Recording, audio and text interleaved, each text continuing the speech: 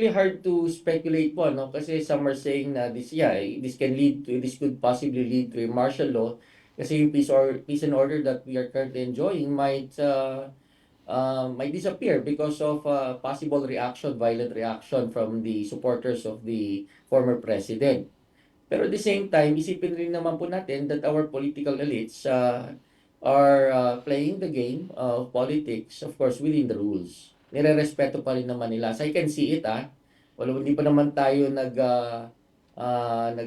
do you call this, nagde-deteriorate, wala pa naman civil war.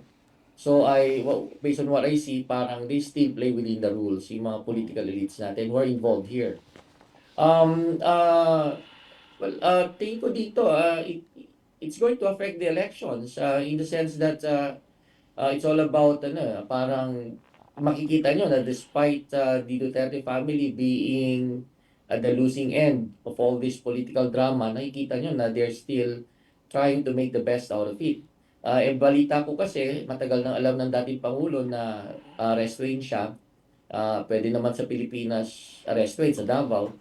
Pero I think ginawan pa niya ng magandang eksena, no? Parang Mm. to make it more dramatic, yung kanyang pagka-aresto. And pwedeng, the purpose could be to get the sympathy of at least his supporters o kaya ay broad segment ng Philippine society.